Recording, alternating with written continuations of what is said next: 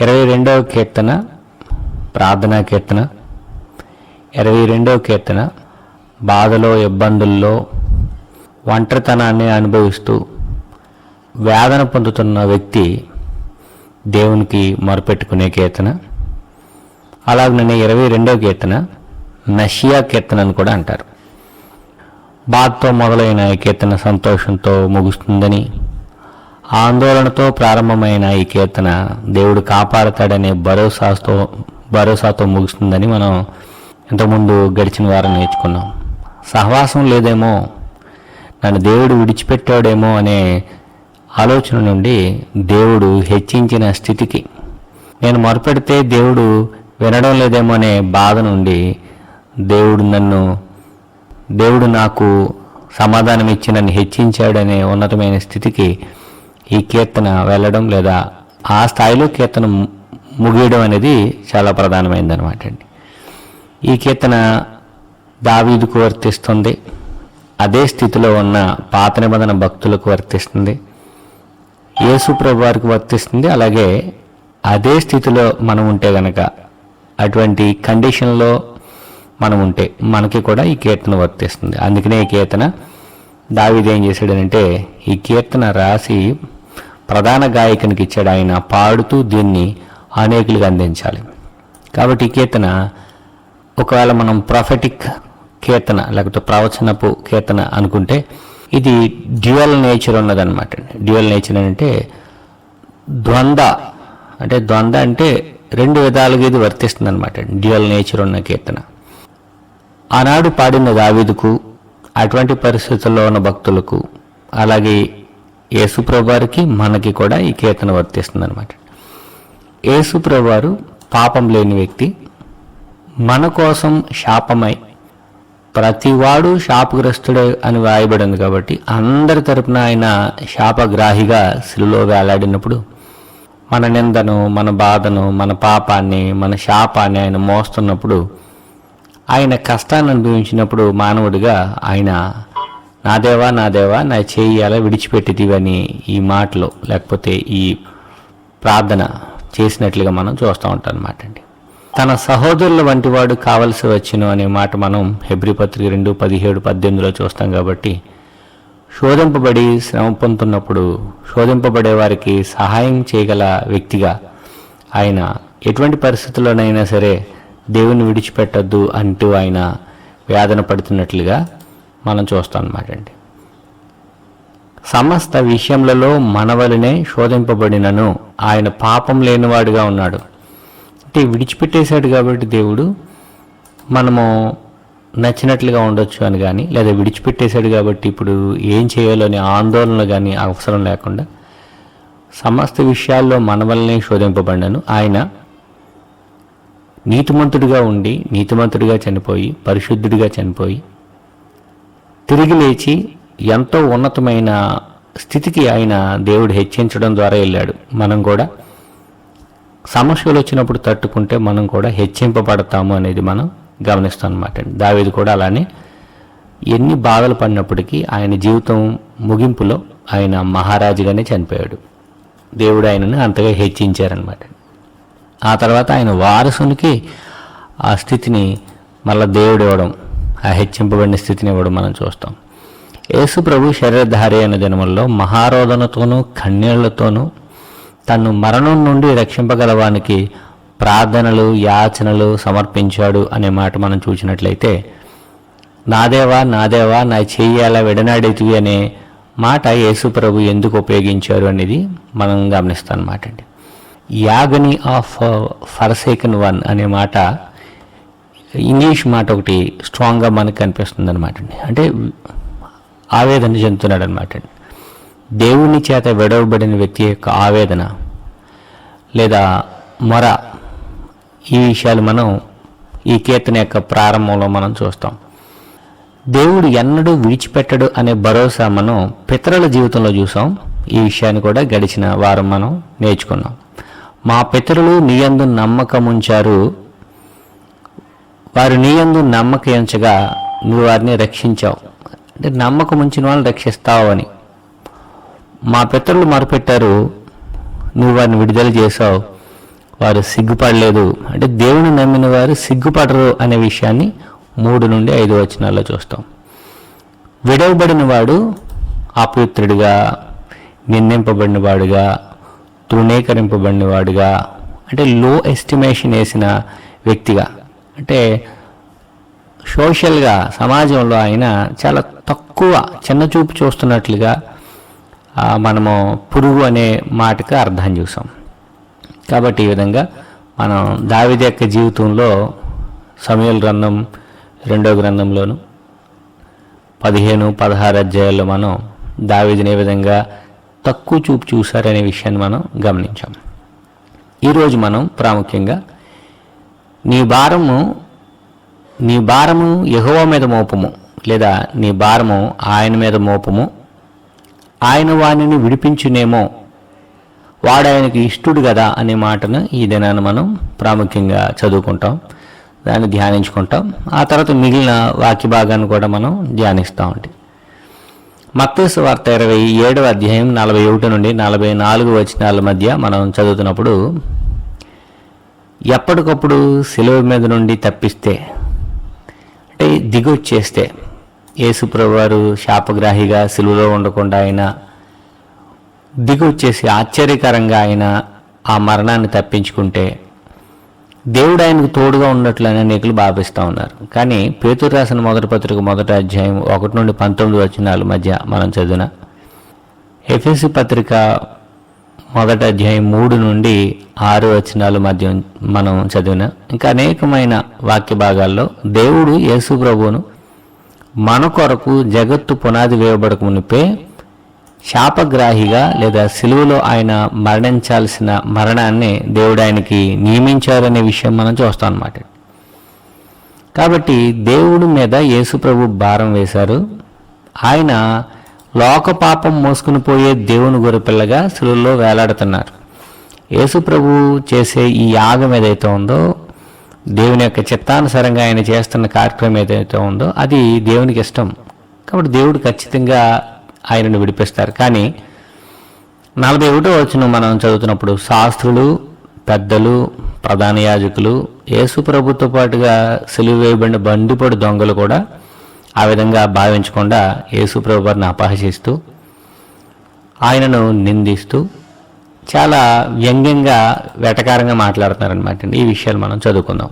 దావీదు యొక్క పరిస్థితిని ఎలాగైతే ఆ కాలం నాటి ప్రజలు, సౌలు, అబ్సలోము, ఇంకా పెద్దలు అనేకులు ఎవరైతే నిందిస్తూ అపహసిస్తూ ఆయనను తక్కువగా చిన్నచూపు చూసారో, అలాగే యేసుప్రభు విషయంలో కూడా చూస్తున్నారనమాట. యేసుప్రభు శిలువలో ఉన్నప్పుడు 41వ వచనం నుండి చదువుదాం. అలాగే శాస్త్రులను, పెద్దలను, ప్రధాన యాజకులను కూడా ఆయనను అపహసించుచు, వీడు ఇతరులను రక్షించెను.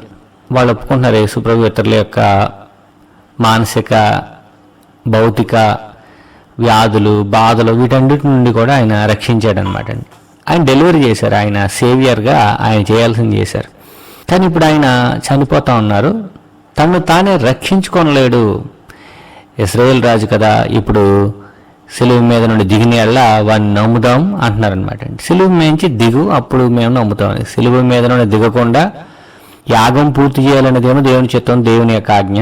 వెళ్ళేమంటున్నారంటే సిలువ మీద నుండి దిగిన ఎల్లా నమ్ముదాం. దేవుని చిత్తానుసారంగా ఆయన ఆ మార్గం గుండా వెళ్తుంటే వీళ్ళు ఏం చేస్తారంటే, ఇది కాదు, మేము ఒక మార్గాన్ని ఏర్పాటు చేసాం, నువ్వు మేము చెప్పినట్లుగా, మేము అనుకుంటున్నట్లుగా నువ్వు గనక ఈ సిలువలోని దిగి వస్తే మేము నమ్ముతామని వాళ్ళు. 43వ వచనం మనం చదువుతున్నప్పుడు, వాడు దేవుని విశ్వాసం ఉంచెను, నేను దేవుని కుమారుడనని చెప్పిన కనుక ఆయనకి ఇష్టడైతే ఆయన ఇప్పుడు వాళ్ళని తప్పించునని చెప్పిరి. నేను దేవుని కుమారుడనని యేసుప్రభు చెప్పారనమాట. నేను దేవుని కుమారుడని చెప్పుకున్నారు ఆయన. గనుక దేవుని కుమారుడు అంటే దేవునికి ఇష్టడు అనమాట అండి. ఈయన నా ప్రియ కుమారుడు, ఈయన యందు నేను ఆనందించుచున్నాను అనే మాట మత్తయి సువార్త 3వ అధ్యాయం 17వ వచనంలో, లోక సువార్త 3వ అధ్యాయంలో మనం చూస్తాం. ఇష్టడైతే దేవుడు ఏం చేస్తాడంటే తప్పిస్తాడనమాట. దేవుడు తన ఏళ్ల భయభక్తులు గల వారి విషయంలో అనేకమైన గొప్ప గొప్ప కార్యాలు చేశారు, అనేకమైన విపత్తుల నుండి తప్పించారు, వారిని కాపాడుతూ వచ్చారు. కొండగా, కోటగా, ఆశ్రయంగా ఉన్నారు దేవుడు పాత నిబంధనలో. అలానే యేసుప్రభు విషయంలో కూడా దేవుడు ఆయన్ని అనేక మార్లు ఆయన్ని హెచ్చిస్తూ, తప్పిస్తూ, సమస్యల నుండి ఆయన కాపాడుకుంటూ వచ్చారు. అయితే ఇక్కడ వీళ్ళు ఏమంటున్నారంటే, వాడు నాయందు విశ్వాసం ఉంచెను, నేను దేవుని కుమారుడని చెప్పాను గనుక ఆయనకి ఇష్టడైతే ఆయన వాడిని తప్పించునని ఏదైతే మనము ఇక్కడ మత్తయి సువార్త 27:43 చదువుకుంటున్నామో అదే మాటను మనము 22వ అధ్యాయము 22వ కీర్తన 8వ వచనంలో చూస్తాం అన్నమాట.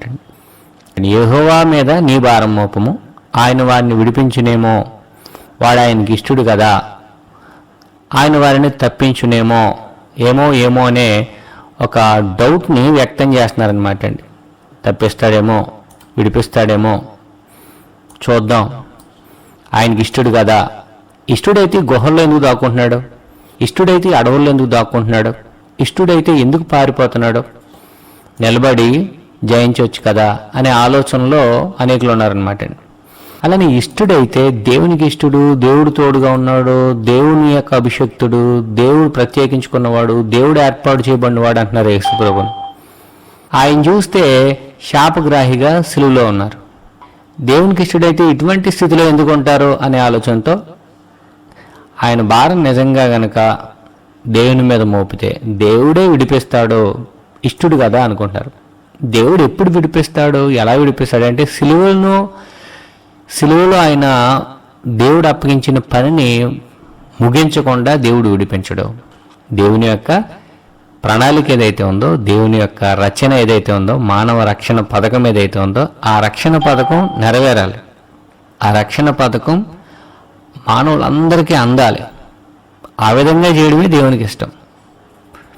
ఆ విధంగా యేసుప్రభు సిలువలో బలియాగంగా చనిపోతేనే దేవునికి ఇష్టడుగా ఉంటారు. కానీ వీళ్ళ యొక్క స్టాండర్డ్స్ వేరుగా ఉన్నాయి, వీళ్ళ యొక్క ఆలోచనలు, ఊహలు, తలంపులన్నీ వేరుగా ఉన్నాయి. కాబట్టి ఏమంటున్నారంటే యేసుప్రభుని ఇష్టడు కదా తప్పిస్తాడేమో చూద్దాం అనుకుంటున్నారు. దేవుని చిత్తాన్ని నెరవేర్చడం యేసుప్రభుకి ఇష్టం. ఆ విధంగా దేవుని చిత్తాన్ని నెరవేర్చడం ద్వారా అనేకులను పాపం నుండి తప్పించడం, ఆ తర్వాత ఆయనను హెచ్చించడం అనేది దేవుని యొక్క చిత్తం అన్నమాట. ఆ విధంగా జరిగించడం దేవునికి ఇష్టం. ఈ విషయాన్ని మనము కీర్తన గ్రంథం 22వ కీర్తనలోను, అలానే మత్తయి సువార్త 27వ అధ్యాయము 41 నుండి 44 వచనాల మధ్య మనం చూస్తాం. పాపంపై దేవుని న్యాయమైన కోపం యేసుప్రభు మీదకి వచ్చింది. అంటే ప్రతి మనిషి చేసిన పాపాన్ని లెక్కగట్టి వెలగట్టి దేవుడు ఏం చేశాడంటే ఆ భారాన్ని ఆయన మీద వేశారు. ప్రతి మనిషి చేసిన పాపానికి ఆయనను దేవుడు శిక్షించాడు. ఈ మాటలు మనం క్రొత్త నిబంధనలో, పాత నిబంధన ప్రవచనాల్లో కూడా చూస్తాం. పాపంపై దేవుని న్యాయమైన కోపం అంతా ఆయన మీద తీర్చుకోవాలి. ఈ విషయం మనం యెషయా గ్రంథం 53వ అధ్యాయము 10-11 వచనాలు చూస్తాం. అతడు మన దోషాల నిమిత్తం గాయపడ్డారు, మన దుర్మార్గాలు, మన అతిక్రమాలు ఆయన వీపు లేకపోతే ఆయన వెనక భాగానంతా చీల్చేసేటట్లుగా మన తరపున మనకు బదులుగా ఆయన దెబ్బలు తిన్నారు. కాబట్టి భారం మోపాడంటే మోపారైనా దేవుడు ఆయనను విడిపించాడంటే విడిపించారు. ఏ విధంగా విడిపించాడనంటే ప్రపంచమంతా ఆశ్చర్యపోయే విధంగా దేవుడు ఆయనను మృతుల్లో నుండి లేపి, యేసుప్రభు గారు చెప్పారు 3 దినాల్లో నేను తిరిగి వస్తానని చెప్పారు. అలాగా చెప్పి వచ్చిన వారు ఎవరు లేరు, కానీ యేసుప్రభు వారు వచ్చారు. ఆ విధంగా రావడానికి దేవుని ప్రణాళిక ఉంది. దేవుడు ఏం చేయబోతున్నారో యేసుప్రభు వారికి ముందుగానే చెప్పారు. కాబట్టి దేవుని యొక్క ప్రణాళిక ప్రకారంగా యేసుప్రభు దేవుని కోపాన్ని, న్యాయమైన కోపాన్ని అంతటినీ ఆయన అనుభవించి మానవులందరినీ కూడా దేవుని యొక్క కోపం నుండి, ఉగ్రత నుండి తప్పించారు. ఈ క్రమంలో ఆయన మీద పడిన పాప భారాన్ని, శిక్షను తనపై మోసుకుని పాపం యొక్క ఫలితాన్ని పూర్తిగా అనుభవించి మానవుల్ని దేవుని నుండి విడిపించాడు. దేవుని యొక్క కోపం నుండి, తీర్పు నుండి విడిపించాడు అనమాట. కాబట్టి ఈ విషయం మనము 22వ కీర్తనలోను, అలాగే మత్తయి సువార్త 27వ అధ్యాయం 41 నుండి 44 వచనాల మధ్య మనం చూస్తున్నాం అనమాట. ఇది దావీదు కాలం నాటికి దావీదుకు వర్తిస్తుంది, యేసుప్రభు కాలం నాటికి యేసుప్రభుకు వర్తిస్తుంది. ఇప్పుడు మనము అటువంటి పరిస్థితుల్లో ఉంటే మనకే వర్తిస్తుంది. మనకెలా వర్తిస్తుంది అంటే మనం సిలువేయబడక్కర్లేదు కదా. అంటే నీతి నిమిత్తం హింసింపబడాలన్నమాట. నీతి నిమిత్తం ఒకవేళ మనం కనుక ఏదైనా నిలబడాలనుకుంటే నిలబడాలి, ఖచ్చితంగా నిలబడాలన్నమాట. నీతి నిమిత్తం. యేసుప్రభు వారు దేవుని నీతిని జరిగించడానికి నిలబడ్డారు.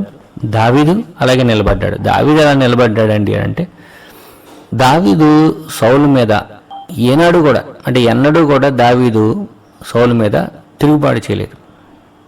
అవకాశం వచ్చినా సరే ఆయన ఏం చేశాడంటే, దేవుడు ఎప్పుడైతే హెచ్చిస్తాడో అప్పుడు వరకు ఆయన ఎదురు చూస్తూనే ఉన్నాడు. 3 సందర్భాల్లో దావీదుకు సౌలును చంపే అవకాశం వచ్చింది, కానీ హత్య చేయడం లేకపోతే ఆయన చంపడం అనేది, కక్ష అనేది ఆయన ఎప్పుడు కూడా తన చేతుల్లోకి, కక్ష తీర్చుకోవడం అనేది తన చేతుల్లోకి తీసుకోలేదండి.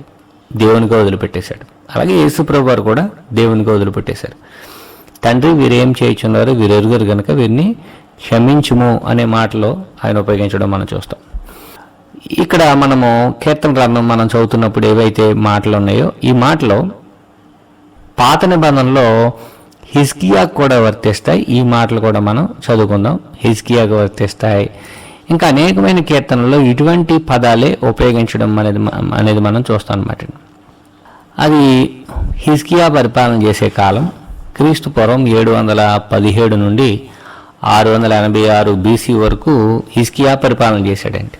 ఆ కాలంలో అషూరీలు ఏం చేశారంటే, ఇశ్రాయేలులో ఉన్న అనేకులను వాళ్ళ చెరకు తీసుకెళ్ళిపోవడమే కాకుండా యోధా మీదకు కూడా వాళ్ళు యుద్ధానికి రావడం జరిగింది. యుద్ధానికి వచ్చి యోధాలో అంటే యోధా ప్రాంతంలో అనేకమైన పట్టణాల వాళ్ళు చెరపట్టుకుని పోయారండి. చెరపట్టుకుని పోయిన వాళ్ళు ఏం చేశారనంటే, యోధా మీదకు కూడా అంటే యోధా ముఖ్యపట్నం యెరూషలేం మీదకు కూడా వచ్చారు. అప్పటికి హిజ్కియా మంచి రాజు, చెడ్డ రాజులు ఉన్నారు, మంచి రాజులు ఉన్నారు. హిజ్కియా మంచి రాజు, దేవుని చిత్తాన్ని జరిగించాలి, దేవుని వాక్యానుసారంగా జీవించాలనే దేవుని నమ్ముకున్న రాజు అనమాట. అటువంటి సందర్భంలో వాళ్ళు దేవుని నమ్ముకుని ఉంటే రబ్షాకే అంటే అషూరీల యొక్క సైన్యాధిపతి అయిన రబ్షాకే వచ్చి ఏమంటున్నాడనంటే, మీరు దేవుని నమ్ముకున్నారా, దేవుడు విడిపిస్తాడని మీరు ఎదురు చూస్తున్నారా, అటువంటి మోసపు మాటలు మీరు నమ్మొద్దు, మిమ్మల్ని యెహోవా విడిపించలేడు, దేవుడు విడిపించలేడని ఈ రబ్షాకే వచ్చి ప్రజల్ని బలహీనపరుస్తూ ఉన్నాడు, రాజును కూడా బలహీనపరుస్తూ ఉన్నాడు. ఈ మాటలు మనం యెషయా గ్రంథం 36, 37 అధ్యాయాల్లో చూస్తాం. 36:15 మనం చదువుతున్నప్పుడు, యెహోవాను బట్టి మిమ్మును నమ్మిక ఉంచి, యెహోవాను బట్టి మిమ్మును నమ్మకముంచి యెహోవా మనలను విడిపించును, ఈ పట్టణము అష్షూరు రాజు చేతిలో చిక్కకపోవునని. అంటే అష్షూరీలు మనల్ని పట్టుకోరు, అష్షూరీలు మనల్ని ఓడించరు, మనల్ని ఇశ్రాయేలుని చెరగా తీసుకుని పోయినట్లుగా, అప్పటికే ఇశ్రాయేలుని చెరగా తీసుకుని పోయారు, మనల్ని కూడా చెరగా తీసుకుని పోతారు అనేది మీరు భయపడొద్దు, వారి వల్ల అవ్వదు అని హిజ్కియా చెప్తున్నాడండి ప్రజలకి. యెషయా గ్రంథం 37:10 కూడా ఉంది. యోధారాజుకి హిజ్కియాతో ఇలాగ చెప్పుడి, ఇతను గర్వపు మాటలు పలుకుతున్నాడు రబ్షాకే, యెరూషలేము అష్షూరు రాజు చేతికి అప్పగింపబడదని చెప్పి నీవు నమ్ముకుని ఉన్న నీ దేవుని చేత మోసపోకము, నీ దేవుని నిన్ను మోసం చేస్తున్నాడు అంటున్నాడు అనమాట రబ్షాకే. అష్షూరు రాజు చేతికి మీరు అందరూ అప్పగింపబడతారని రాజును ప్రజల్ని అందరినీ భయపడుతున్నారనమాట. హిజ్కియా కాలంలో అష్షూరీల రాజు అయిన సెన్హెరీబు యోధా సామ్రాజ్యాన్ని చాలా వరకు ఆక్రమించుకుంటూ వచ్చాడు. యెరూషలేం ప్రజల దగ్గరికి అంటే ఇంకా ముఖ్య పట్టణం దగ్గరికి వచ్చేసాడు అనమాట. ఈ మాటలు మనం ఈ వాక్య భాగం 2వ రాజుల గ్రంథం 18వ అధ్యాయంలోను ఇంకా అనేకమైన ప్రాంతాల్లో మనం ధనుతాంతాల 2వ గ్రంథంలో కూడా చూస్తామండి. అయితే హిజ్కియా రాజు భయపడకుండా దేవుని మీద భరోసా ఉంచి దేవునికి ప్రార్థిస్తూ ఉన్నాడు అనమాట. దానివల్ల దేవుడు ఒక్క రాత్రిలోనే 185,000 మంది అష్షూరు సైనికులను సంహరించాడు. సన్హెరీబు అపజయంతో ఇంటికి వెళ్ళి అక్కడే హతమైపోయాడు. అంటే సన్హెరీబుని తన కుమారులే చంపేశారు. ఈ సంఘటన ఏం చేసిందనంటే యోధాలో ఎంతో విశ్వాసాన్ని, ధైర్యాన్ని నింపిందనమాట. వాళ్ళ ప్రార్థన దేవుడు విన్నారని, దేవుడు వారిని రక్షించారని, విడిపించారని వాళ్ళందరూ ఎంతో ఆనందపడ్డారు. వాళ్ళు గుర్తు చేసుకున్నారు, పాటలు పాడుకున్నారనమాట. అంటే ఇతను దేవుడికి ఇష్టడు, ఇతన్ని దేవుడు విడిపిస్తాడు అనేది సర్వసాధారణంగా ఇశ్రాయేలులో ఉన్న ఒక నానుడు అనమాట. దేవుడు నిన్ను ఇష్టపడితే నిన్ను రక్షిస్తాడు, సిలువ మీద నుంచి రక్షించాలని కాదు, దేవుడు నిన్ను ఇష్టపడితే నిన్ను రక్షిస్తాడు.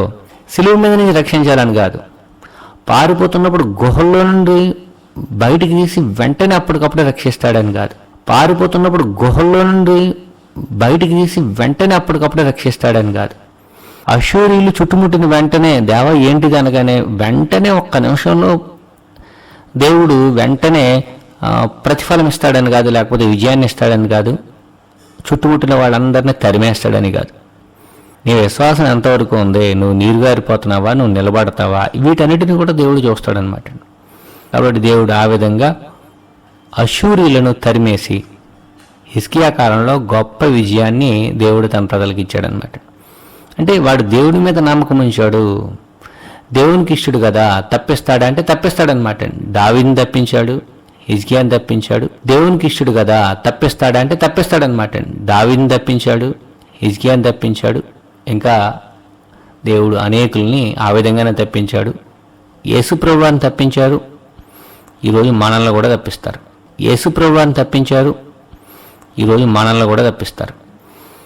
కీర్తన గ్రంథం 18వ కీర్తన 17 నుండి 20 వచనాలు మనం చదువుతున్నప్పుడు ఈ కీర్తనకి సిమిలర్గా ఉన్న వచనాలు అనమాట అండి ఇవి. 22వ కీర్తనకు సిమిలర్గా ఉన్న వచనాలు ఏంటంటే, బలవంతులకు పగవారు నన్ను ద్వేషించువారు, నాకంటే బలిష్ఠులై ఉండగా వారి వశము నుండి ఆయన నన్ను రక్షించాను. బలహీన చేతిలో నుండి కాదు, గొలియాతు లాంటి బలిష్ఠుడి చేతిలో నుండి దేవుడు రక్షించాడనమాట. ఆపత్కాలమందు వారు నా మీదకి రాగా యెహోవా నన్ను ఆదుకొనెను.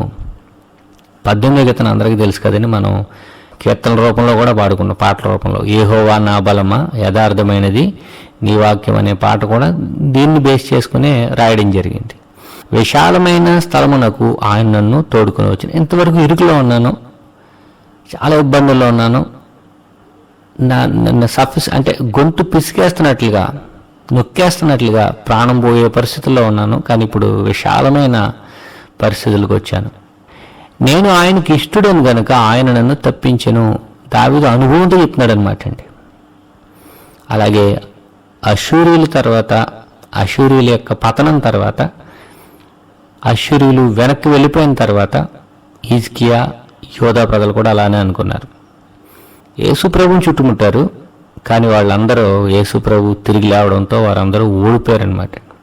వారి ఓటమి యేసుప్రభు యొక్క విజయం అందరూ గుర్తించారు.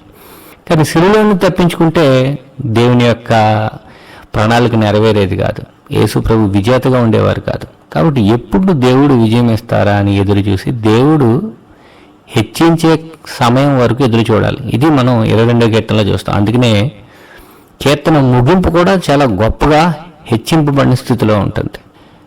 కీర్తన గ్రంథం 91వ కీర్తన 14 నుండి 16 వచనాలు మనం చదువుతున్నప్పుడు, అతడు నన్ను ప్రేమించుచున్నాడు గనక నేను అతని తప్పించెదను, అతడు నా నామమును ఎరిగినవాడు గనక నేను అతని ఘనపరచెదను. ఇక్కడ ప్రేమించుచున్నాడు, నా నామమును ఎరిగినవాడు.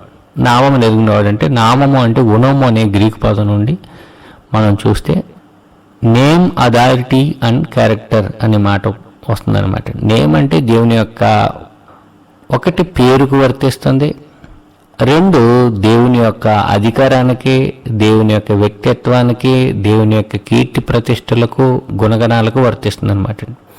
అంటే దేవుని ప్రేమించాడు, ఆయన నామం ఎరిగాడు, ఆయన శక్తిని ఎరిగాడు, ఆయన గుణగణాలు ఎరిగాడు, ఆయన ఎటువంటి వారు ఎరిగాడు. కాబట్టి దేవుడు అతను తప్పిస్తాడు. ఎలా తప్పిస్తాడంటే ఘనపరుస్తాడు అనమాట అండి. అతడు నాకు మొరపెట్టగా నేను అతనికి ఉత్తరం ఇచ్చేదను, శ్రమలో నేను అతనికి తోడై ఉందును. నేను ఉత్తరం ఇస్తాను, తోడై ఉంటాను, అతను విడిపించి గొప్ప చేస్తాను, ఘనపరిచేదను, గొప్ప చేసేదను అనమాట. దీర్ఘాయువు చేత అంటే చనిపోవలసిన స్థితి నుండి ఆయుష్ని పెంచుతాను, దీర్ఘాయువు చేత అతని తృప్తిపరిచేదను, నా రక్షణ అతనికి చూపించేదను. మనము యేసుప్రభు జీవితంలో ఆయన ఎన్నో అవమానాలు, బాధలు పడ్డారు. వాటన్నిటికీ మించి సిలువలో మరింత బాధ, వేదన, అవమానం చాలా అనుభవించారు. ఆయన మృతుల్లో లేపి అన్ని నామముల కంటే, అంటే అన్ని అధికారాల కంటే గొప్ప అధికారాన్ని, అన్ని నామముల కంటే పైనామం అంటే అదే అర్థం. ఫిలిప్పీలకు రాసిన పత్రిక 2వ అధ్యాయం 9 నుండి 11 వచనాలు చదువుతుంటే, అన్ని నామముల కంటే పైనామమును అంటే అన్ని అధికారాల కంటే పై అధికారిగా పై అధికారాన్ని దేవుడు ఆయనకు అనుగ్రహించారు.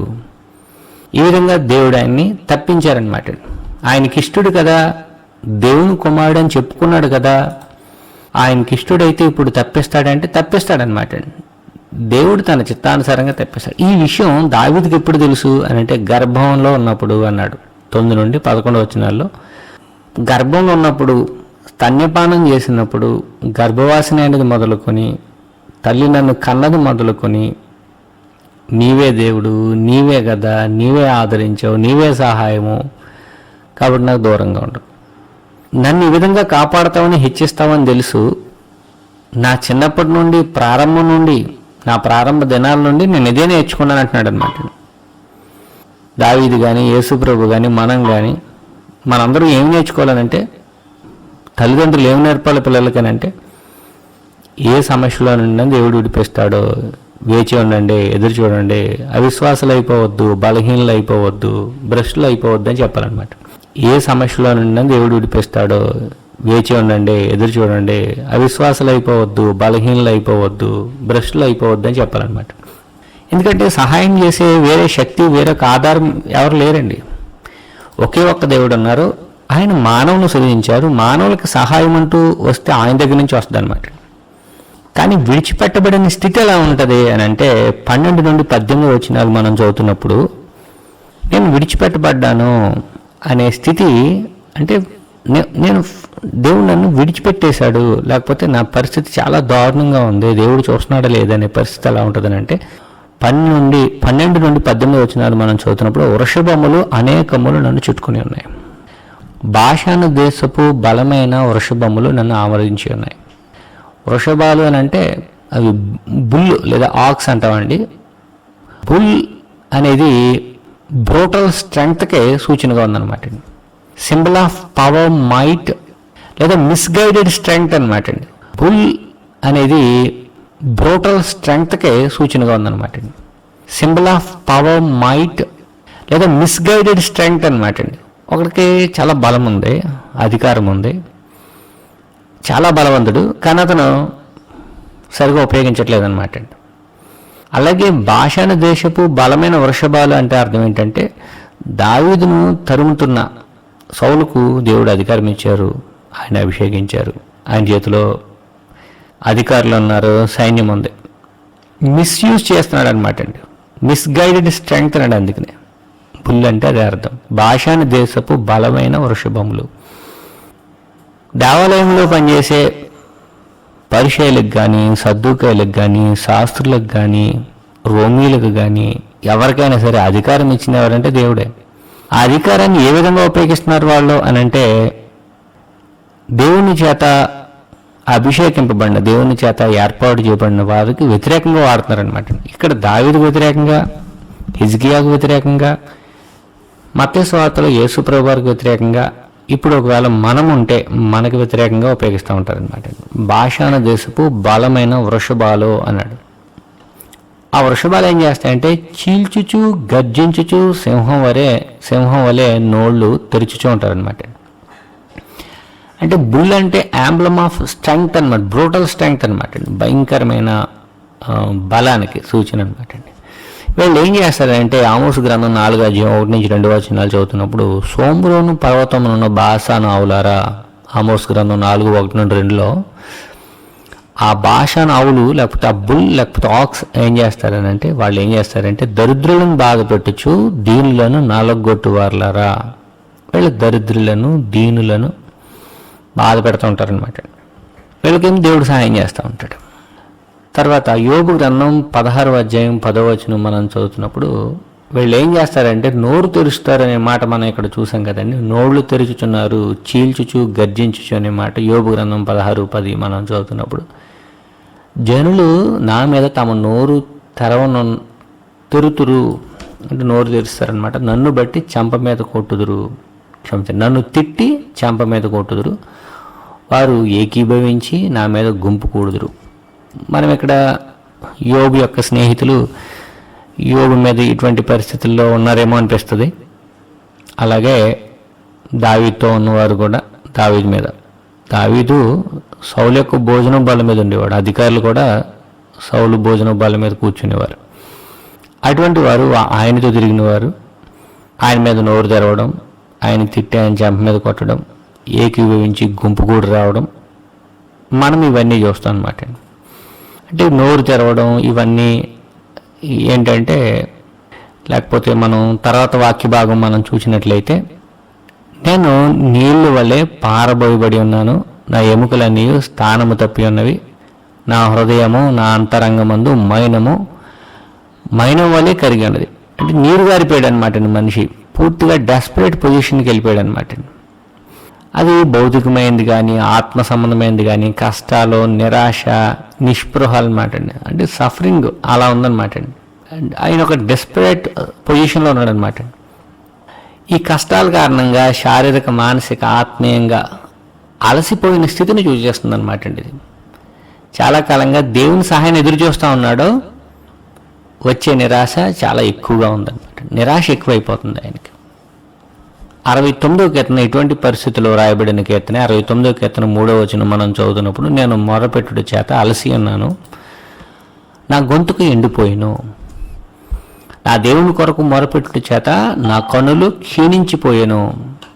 నేను మొరపెడతా ఉన్నాను, అలసిపోతున్నాను. మొరపెడితే అలసిపోతామంటే అలసిపోతున్నాడు అనమాట. నా గొంతుకు ఎండిపోయింది, నా దేవుని కొరకు కనుపెట్టు చేత కనులు క్షీణించిపోయి, చాలా లాంగ్ టైం నుంచి ఎదురు చూస్తున్నాడు అనమాట, దేవుడు ఎప్పుడు విడిపిస్తాడా అని. విలాప వాక్యాలు 4:4 వచనంలో కూడా ఇటువంటి పరిస్థితి మనం చూస్తాం. అంటే ఆత్మ సంబంధమైన, భౌతిక సంబంధమైన దప్పిక, కష్టాలు, నిరాశ అనేవి మనము విలాప వాక్యాలు చూస్తాం. విలాప ప్రవక్త అంటే ఏడుస్తున్నాడు అనమాట, లెమెంటేషన్స్. దప్పి చేత చంటి పిల్ల నాలుక వాని అంగటికి అంటుకొనును. అంగటికి నాలుక అంటుకుందనంటే చాలాసేపు అయిపోయిందనమాట నీరు తాగి. పసిపిల్లలు అన్నం అడుగుదురు, ఎవడను వారికి పెట్టడం. కరువులో యోధులను బబులోనీయులు చుట్టుముట్టేశారనమాట అండి. అప్పుడు కొన్ని నెలల పాటు వారికి ఎటువంటి సివిల్ సప్లైస్ అందలేదన్నమాట. అంటే బేసిక్ నీడ్స్ ఏమి అందలేదు, నీరు కానీ ఆహారం కానీ అందలేదు. అటువంటి పరిస్థితులని ఇక్కడ ఈ కీర్తనాకారుడు జ్ఞాపకం చేసుకుంటున్నాను అనమాట. నేను దప్పగొని ఉన్నానని యేసు ప్రభు మాట్లాడినా, లేకపోతే మనం కూడా డెస్పరేట్ పొజిషన్ అండి, నిరాశ నిస్పృహలతో ఉన్న ఈ కీర్తన పాడుకోవచ్చు అనమాట. ముగింపు అనేది చాలా ప్రాముఖ్యం. ఇంకెలా ఉందనంటే, ఎముకలను వెరగొట్టడం లేదా నాలుక దవడని అంటడం, ఇవన్నీ మనం ఈ గీతలో చూస్తాం అనమాట. ఇవన్నీ ఏంటంటే, దేవుడు విడిచిపెట్టేశాడు నన్ను, దేవుడు నాకు దూరంగా ఉన్నాడు. ఎందుకు దూరంగా ఉన్నాడంటే, శత్రువులు వారిని చుట్టుముట్టేశారనమాట. అటువంటి పరిస్థితుల్లో వారి యొక్క మైండ్ ఎలా ఉంది, వారు ఏ విధంగా ఆలోచిస్తున్నారంటే, నా బలం ఎండిపోయింది అంటున్నాడు 22:15 కీర్తనలో. నా బలం ఎండిపోయింది, చిల్ల పెంకు వలె ఆయన, నా నాలుక నా దవడను అంటుకొని ఉన్నది. నీవు నన్ను పేతల భూమిలో అంటే బరియల్ గ్రౌండ్లో పడేసి ఉన్నావు. కుక్కలు నన్ను చుట్టుకొని ఉన్నవి. కుక్కలు ఏంటంటే భాష ఆవులు, సింహం వల్లే గర్జిస్తున్నాడు అనుకోండి. సింహం కాదు, సింహము వలె అన్నాడు అనమాట. కుక్కలన్నీ మరలా అక్కడ పర్యాయపదాన్ని ఏమి ఉపయోగించాడు అంటే దుర్మార్గులు అన్నాడు. కుక్కలు చుట్టుకున్నాయి అన్నాడు, దుర్మార్గులు గుంపు కూడా ఉన్నారు అన్నాడు. నా చేతులను నా పాదములను పొడిచి ఉన్నారు. ఇవన్నీ కూడా యేసు ప్రభు సిలువకు కరెక్ట్గా యాప్ట్ అవుతుంటే, అలాగే దావీదు యొక్క పరిస్థితులకు, భక్తులు ఆ కాలం నాటి భక్తుల పరిస్థితులకు కూడా చాలా దగ్గరగా యాప్ట్ అవుతున్నట్లుగా మనకి పాత నిబంధనలో కనిపిస్తుంది అనమాట. ఎముకలు వెలగొట్టడం అనగా దండన లేదా బాధ, దీనికి సూచన ఉందన్నమాట. ఎముకలు వెరగొట్టడం అంటే విలాపవాక్యాలు 3:4 అంటే విలాపవాక్యాలు 3:4 ఆయన నా మాంసమును నా చర్మమును చేయుచున్నాడు, నా ఎముకలను విరగొట్టుచున్నాడు. అంటే నేను చాలా బాధను అనుభవిస్తున్నాను, మాంసం క్షీణించిపోయింది. సాధారణంగా బాగా తింటే కొవ్వు పట్టి స్కిన్ కూడా బాగా లావ్ అవుతుంది, బాగా ఒళ్ళు వస్తుంది. కానీ ఇక్కడ మాంసం, చర్మం క్షీణించిపోయింది అనమాట. ఎముకలు కూడా విరగొట్టాడని అంటే చాలా బాధను అనుభవిస్తున్నాడని. 51వ కీర్తన ఇంతకు ముందు మనం చదువుకున్నాం. దావీదు యొక్క పశ్చాత్తాపం. పాపం చేసిన దావీదు ఏమనుకుంటున్నాడనంటే, ఉత్సాహ సంతోషంలాగా వినిపింపుము. నేను ఇప్పుడు బాధలో ఉన్నాను, దుఃఖంలో ఉన్నాను, చాలా గిల్టీ ఫీలింగ్లో ఉన్నాను, వినిపింపుము. అప్పుడు నీవు విరిచిన ఎముకలు హర్షించును. కీర్తన గ్రంథము 102:3 మనం చదువుతున్నప్పుడు, పొగ ఎగిరిపోనట్లుగా నా దినములు తరిగిపోచున్నవి. దినాలు అలాగా వృధాగా తిరిగిపోతున్నాయి. పొయ్యిలోనిది కాలిపోనట్లు నా ఎముకలు కాలిపోచున్నది. ఇదంతా కూడా కీర్తనల గ్రంథంలో కానీ 51, 102 విలాపవాక్యాలు ప్రజల యొక్క పరిస్థితులు దారుణంగా ఉన్నప్పుడు వాళ్ళు బాధలు పడతాం అన్నమాట. దీన్ని మనం యేసుప్రభు యొక్క శిలువలో అనుభవించిన బాధతో సమానంగా మనం పోలుస్తాం అన్నమాట. అలాగే దావీదు అనేక మార్లు పారిపోయి గుహల్లో, అడవుల్లో తలదాచుకున్నప్పుడు దేవుడు ఆయనకి దూరంగా ఉన్నాడు అనే విషయాన్ని దావీదు జ్ఞాపకం చేసుకుంటూ ఉంటాడు అనమాట. కాబట్టి ఈ కీర్తన మనం చదువుతున్నప్పుడు ఈ విషయాలన్నింటినీ మనం గుర్తిస్తూ, ఈ కీర్తన డ్యూయల్ ప్రాఫెసీకి సంబంధించిన కీర్తనని గుర్తించి, ఈ కీర్తనలో అనేకమైన అంశాలు దావీదుకు వ్యక్తిగతంగాను, అలాగే ఆ తర్వాత కాలంలో ఉన్న ప్రజలకును, ఫైనల్గా యేసుప్రభు వారికి ఈనాడు మనకి కూడా వర్తించే కీర్తనలుగా గుర్తించాలని కోరుతున్నాను. మరికొన్ని చారిత్రక అంశాలు మీకు జ్ఞాపకం చేసి నేను ముగించేస్తానండి. సమూయేలు మొదటి గ్రంథం 22వ అధ్యాయం మనం చదువుతున్నప్పుడు, దావీదు సౌలు దగ్గర నుంచి పారిపోతున్నాడు. అదుల్లాము గుహలోనికి తప్పించుకుని పోయాడు. అతని కుటుంబం కూడా అక్కడికి రావడం జరిగింది. అప్పుడు ప్రవక్త అయిన గాదు ఏమన్నాడనంటే, మీరు యోధా దేశానికి పారిపోండి, ఇక్కడ నీకు సేఫ్టీ కాదంటే యోధా దేశానికి పారిపోయాడు. సౌలు గిబియా దగ్గర రామాలో ఉన్నాడు. అతను మొత్తం మీద దావీదున్న ప్రదేశానికి వచ్చాడు. యాజకుడు ఒక ఆయన సహాయం చేశాడని యాజకుడిని చంపేయడం జరిగింది. అహీమెలకును చంపడం జరిగింది. అలాగే అక్కడ ఉన్న అనేకులను చంపడం జరిగింది. అహీమెలకు కుమారుడు తప్పించుకుని దావీదుకు ఈ విషయాన్ని చెప్పాడు. అతని పేరు అబ్యాతారు. నా ప్రాణం తీజూచువాడును నీ ప్రాణం తీజూచువాడును ఒక్కడే అన్నారనమాట అండి దావీదు. అంటే ప్రాణం తీజూచే వాడు ఎవరనంటే సైన్యాన్ని వేసుకుని తన వెంట తిరుగుతూ ఉన్నాడు అనమాట. ఆ తర్వాత దావీదు కెయిలాకు పారిపోయాడు. కెయిలా మీద యుద్ధం వస్తే ఫిలిష్తీయుల మీదకి వెళ్ళి యుద్ధం జయించాడు. తర్వాత కెయిలా దగ్గర నుండి పారిపోవాల్సి వచ్చింది. ఎందుకంటే కెయిలా ప్రజలు దావీదును పట్టించాలనుకున్నారు. కెయిలా ప్రజలు అంటే కెయిలా ప్రాంతపు ప్రజలు ఫిలిష్తీయుల చేత బాధింపబడుతున్నప్పుడు దావీదు విడిపిస్తే మరలా వాళ్ళు దావీదుకు మేలు చేయలేకపోయారు. కెయిలా జనులు సౌలు చేతికి అప్పగించాలనుకున్నారనమాట. తర్వాత ఆయన అరణ్యంలోనికి, కొండ స్థలంలోనికి, జీప్ అరణ్యంలోనికి పారిపోయి పర్వతాల్లో నివాసం ఉన్నాడు. ఈ విషయాలన్నీ మనం 22వ అధ్యాయంలో చూస్తాం. ఆ తర్వాత జీపు ప్రజలు అంటే జీఫీలు అన్నాడనమాట. జీపు ప్రజలు కూడా ద్రోహం చేశారు. జీపు ప్రజల దగ్గరికి వచ్చి ఆ పట్టణంలో నివాసం ఉంటే మా మధ్య ఉన్నాడు దావీదు, మా మధ్య దిగాడు, నువ్వు వచ్చి అతను పట్టుకోవచ్చు అని అడిగారు. పట్టుకోవచ్చని సౌలుకి వర్తమానం పంపితే సౌలు వచ్చాడు. అక్కడి నుండి పారిపోయి ఎన్గదికి వెళ్ళాడు అనమాట. అంటే మేలు చేసిన ప్రజలు వాళ్ళ తరపున యుద్ధం చేస్తే, వాళ్ళని విడిపిస్తే వాళ్ళు కూడా దావీదు విషయంలో చాలా ద్రోహం చేశారనమాట. అలాగే యేసు ప్రభు ఎంత మేలు చేశాడో, ఎన్ని గొప్ప గొప్ప విషయాలు చెప్పారో, అయినప్పటికీ ఆయనని పట్టించి ఆయనకు ద్రోహం చేశారనమాట. ఇటువంటి సిమిలారిటీస్ మనం చదువుతూ 22వ కీర్తన రాసిన వ్యక్తికి ఎంతవరకు వర్తిస్తుంది, అది భవిష్యత్తులో ఉన్న వాళ్ళకి ఎంతవరకు వర్తిస్తుంది, యేసు ప్రభు వారికి ఎంతవరకు వర్తిస్తుంది అనే విషయాలు మనం చదువుతూ మంచి స్టడీ చేయడం ద్వారా సత్యవాక్యాన్ని సరిగా విభజిస్తూ దేవుని కృపలో కొనసాగాలని కోరుతూ ఈ మాటలు మీ అందరికీ హృదయపూర్వక వందనాలు చెల్లిస్తూ ముగిస్తున్నానండి. ప్రార్థన చేసుకుందాం. పరిశుద్ధుడా, కృపామయుడా, మా నాయన, మా తండ్రి, మీకు స్తోత్రాలు. ఎంతవరకు మీ వాక్యాన్ని వినడానికి మీకు కృప చూపించారు నాయన, కృతజ్ఞతాస్తులు. 22వ కీర్తన నుండి అనేకమైన విషయాలు మేము గ్రహించినట్లు మీ కృప చూపినందుకు స్తోత్రాలు. ఈ కీర్తనలో ప్రాముఖ్యంగా నువ్వు విడిచిపెట్టావని, ఒంటరిగా ఉన్నాడని బాధిస్తున్న వ్యక్తి నీ తోడును కోరుకుంటూ ఉండగా మా నాయన మీరు ప్రేమించి మరలా సహాయం తగిన సమయానికి అందించి హెచ్చించినందుకు స్తోత్రాలు. ఆ విధంగా దావీదు జీవితంలో, మీ కుమారుడైన యేసు ప్రభు జీవితంలో, మా జీవితాల్లో మీరు నిరంతరం అందిస్తున్నందుకు స్తోత్రాలు. మీ సహాయాన్ని మేము గుర్తించి నిరంతరం కృతజ్ఞులుగా ఉండినట్లు మీ సహాయం దయచేయండి. నిరంతరం మన ఆయన మీ వాక్యాన్ని నేర్చుకుంటున్న మీ ప్రియబిడ్డలందరిని బట్టి స్తోత్రాలు. నాయకులుగా ఉండి కార్యక్రమాలని నిర్వహిస్తున్న మీ ప్రియబిడ్డలందరిని బట్టి స్తోత్రాలు. ప్రతి ఒక్క కుటుంబాన్ని ఆశీర్వదించండి తండ్రి. ఈ రాత్రికాలపు దేవులు విశ్రాంతిని మా అందరికీ అనుగ్రహించండి. అనారోగ్యంతో బాధపడుతున్న వారు ఉన్నట్లయితే కనికరించి నీ చిత్తానుసారమైన సహాయాన్ని, స్వస్థతను దయచేయండి. ఈ ప్రార్థన మీ కుమారుడు మా రక్షకుడైన యేసుక్రీస్తు నామమున మీకు సమర్పిస్తున్నాం మా తండ్రి. ఆమేన్. అందరికీ వందనాలండి.